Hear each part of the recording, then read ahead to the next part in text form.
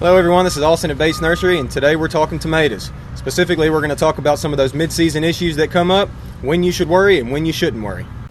Okay, so unfortunately, sometimes things happen in the garden. It's not always perfect. What you see here is 3 different tomato plants planted together. One lush and beautiful, everything fine. This one over here is obviously affected by what looks like to be a blight. So, lower leaves, I've already talked about this, yellowing and such, is easy to just pluck off. Whenever you start seeing this racing all the way up to the very top of the plant, that's whenever we have an issue. Whenever we see something like this in the garden, it is best usually just to completely remove it and get it out of there.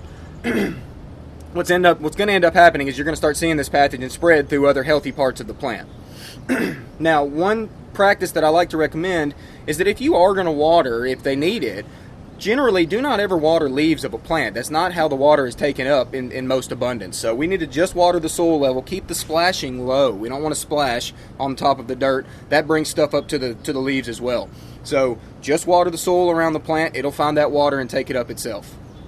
So here we have a tomato that's cracking. Cracking tomatoes are a sign of inconsistent watering. So if you go from a period of not having a lot of water for a while and then you have a straight downpour, and it fills that that plant up and it fills the fruit up so quickly that a lot of times they'll end up cracking. It's an issue, but it's not a big one. If you have a cracked tomato like this, simply just let it finish. You can still eat it. It doesn't affect the quality of the fruit at all.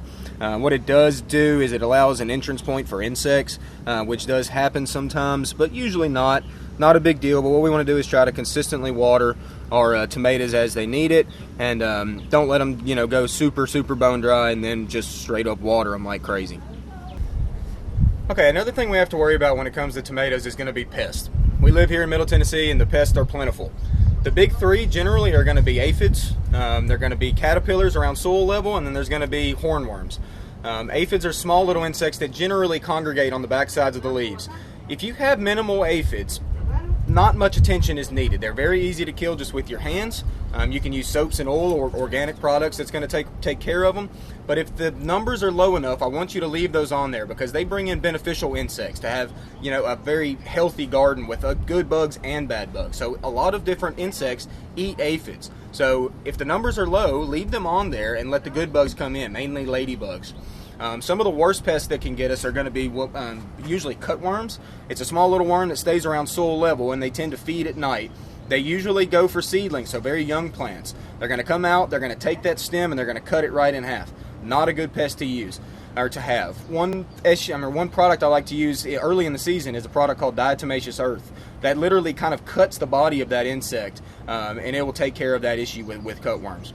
One of the biggest ones that cause the most damage is something I can show you right here, and that's the top of this plant. You can notice, look at the damage. Cuts here, cuts there, cut there, all of this has been cut. What that is called the tomato hornworm. Now that is a very big fat worm that a lot of times it's hard to see. It a lot of times has some white striping on it. They can do a lot of damage very quickly to your plant. So if you start seeing issues like this where the tips are going like that, you need to really get in there and look around for the worm and try to spot it. Whenever you do, you can simply pluck it off and step on it. There's not much need for a spray. They're so big that you can literally just pluck it and kill it right on contact. Alright, so it's good to note that whenever we do have a plant that is ailing and we want to get rid of it totally, because it happens sometimes, what I want you to know is that you need to remove this plant, do it gently, try not to shake it around too much, remove all leaf litter that is around soil level, clean it up as much as you can, and then don't use it in, say, your compost or something like that. Actually remove it, throw it in the woods, get it in the trash, get it far away. That's going to help out a lot. Also, I want you to know that if you have issues with your plants, some spotting on your leaves or peppers, really anything, you can always bring samples and pictures up to Bates Nursery, and one of us can help you look at it and help determine what your mode of action needs to be next. Thanks everybody for watching. I hope you learned a little something about tomatoes today. If you ever need anything, soil products, plants, or expertise, you can come out and chat with us at Bates Nursery. We're on Whites Creek Pike in Nashville, Tennessee. Thanks so much.